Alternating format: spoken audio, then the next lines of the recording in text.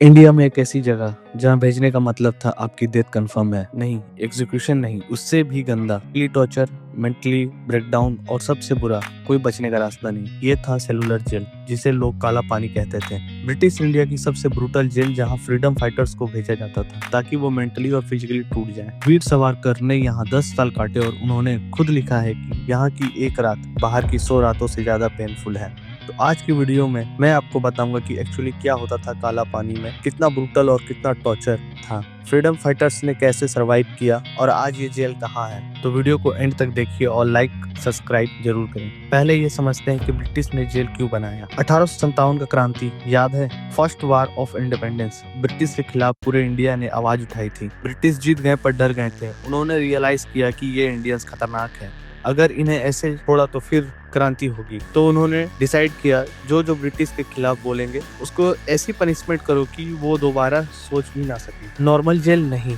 वहाँ से लोग भाग भी सकते थे, प्लस मेनलैंड में है तो परिवार भी मिल सकते हैं, वकील मिल सकते हैं, मीडिया कवरेज हो सकता है। ब्रिटिश चाहते थे आइसोलेटेड प्लेस जहाँ भागना इम्पॉसिबल हो, कम्युनिकेशन कट ऑफ हो, कोई विटनेस ना हो कि क्या टॉर्चर हो रहा है।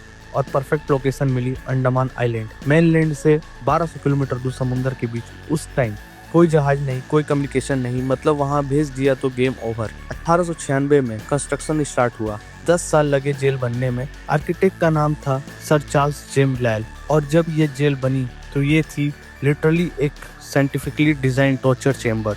ऑफिशियल नेम था सेलुलर जेल, पर इंडियंस ने नाम दिया काला पानी, ब्लैक वाटर, क्योंकि उस टाइम की बिलीफ थी कि समुद्र पार करना पाप है। ब्रिटिश ने इस साइकोलॉजिकल फियर का पूरा फायदा उठाया। 1906 में ऑफिशियली कैदी आना शुरू हुए और फिर रियल हॉरर स्टार्ट हुआ। अब बात करते हैं जेल की स्ट्रक्चर की। ये एक 7 विंग स्ट्रक्चर, बिल्कुल एक स्टार शेप, सेंटर में एक टावर जहां से गार्ड्स हर सेल्स को मॉनिटर कर सकते थे। टोटल 698 सेल, हर सेल का साइज सिर्फ 4.5 × 7 2.7 मीटर, एक छोटी सी रूम जहां तुम्हें सारी जिंदगी बितानी है। 3 फ्लोर्स थे, हर सेल में एक वेंटिलेटर विंडो ताकि हवा आए, और वो विंडो समुद्र की तरफ खुलती थी। मतलब तुम रोज फ्रीडम देख सकते थे पर छू नहीं सकते थे। Pure psychological torture. अब सबसे इम्पोर्टेंट चीज, सेलुलर जेल क्यों हर कैदी कंप्लीटली आइसोलेटेड था। लेफ्ट राइट ऊपर नीचे चारों तरफ कैदी हैं, पर तुम किसी से बात नहीं कर सकते। वॉल इतनी मोटी थी कि साउंड पास नहीं होती थी। ये था साइंटिफिक आइसोलेशन कि तुम मेंटली टूट जाओ। डेली रूटीन, सुबह 6 बजे उठना, नाश्ता 2 रोटी और नमक, कभी कभी चावल, पर वो भी कीड़ों वाली। पानी की क्वालिटी मत पूछो। सुबह 6:30 बजे सबसे ब्रूटल काम था कोलू प्रेसिंग। ये था एक 30 से 40 केजी का मशीन जिससे नारियल से तेल निकाला जाता था। हाथों से घुमाना पड़ता था 10-12 घंटे हर दिन। Daily target 30 pound oil. अगर टारगेट मिस किया तो बेल्ट से मारते थे, वो भी लेदर की, इतनी जोर से कि स्किन फट जाती थी। और इंटरेस्टिंग बात यह है, ऑयल ब्रिटिश ऑफिसर्स यूज करते थे अपने घर में, मतलब कैदियों का खून पसीना उनका लग्जरी आइटम बन रहे थे। दोपहर का लंच फिर से रोटी, कभी कभी दाल, कोई टेस्ट नहीं, कोई न्यूट्रिशन नहीं। शाम को 4 बजे काम खत्म, फिर सेल में वापस। 6 बजे डिनर, सेम रोटी नमक, फिर अंधेरा, कोई लाइट नहीं, सिर्फ तुम और तुम्हारी सोच और समुद्र की आवाज। रात भर सोना, पर सेल इतना छोटा कि पैर भी सीधा नहीं कर सके। और ये हर दिन, हर महीना, हर साल, डिकेड तक चलता था। पनिशमेंट क्या थी? अगर तुम कोई रूल तोड़ दो तो अलग लेवल की टॉर्चर। 12 से 14 घंटे खड़ा रहना पड़ता था, कोई मूवमेंट नहीं। एक और भी छोटा डार्क सेल जिसमें हफ्तों के लिए बंद कर देते थे। कंप्लीट डार्कनेस, कोई साउंड नहीं, मेंटली लोग पागल हो जाते थे। पब्लिक के बीच में मारा जाता था कि कैदियों को भी डर लगे। हाथ पैर में भारी जंजीर, दिन रात, इवन सोते वक्त। और सबसे ब्रूटल हैंगिंग। जेल में एक स्पेशल गेलोस था जहां एग्जीक्यूशन होती थी और बॉडी को समुद्र में फेंक देते थे। क्रोकोडाइल और शार्क के लिए परिवार को बताया भी नहीं जाता था कि बस डिसीज्ड का लेटर भेज देते थे। अब बात करते हैं कैदियों की। सबसे फेमस कैदी थे विनायक दामोदर सावरकर, जो बाद में वीर सावरकर कहलाए। 1911 में उन्हें काला पानी भेजा गया जब वो 27 साल के थे। उन्होंने ब्रिटिश गवर्नमेंट के अगेंस्ट बुक लिखी थी और भारतीय क्रांतिकारियों को सपोर्ट किया था। 50 साल, डू लाइफ सेंटेंस, मतलब उन्हें कभी रिलीज नहीं होना था। सावरकर ने खुद अपनी ऑटोबायोग्राफी में लिखा है जेल के बारे में। उन्होंने लिखा, the loneliness was worse than the torture. You could hear the ocean, you could see the sky through the ventilator, but you were buried alive. Savarkar का सेल नंबर था 234, 3rd फ्लोर। वहाँ उन्होंने 10 साल काटे। डेली कोलू pressing, daily torture, daily isolation. पर interesting बात, सावरकर कभी हार नहीं मानी। उन्होंने जेल में क्रांतिकारी एक्टिविटी कंटिन्यू रखी। कैसे? उन्होंने कैदियों साथ वॉल्स पर स्क्रैच करते मैसेज लिखते हैं कुछ कैदियों के साथ। कम्युनिकेशन स्टेब्लिश की सीक्रेट कोड से। उन्होंने जेल की नेल से लिखा कांच पर, वुड्स पर।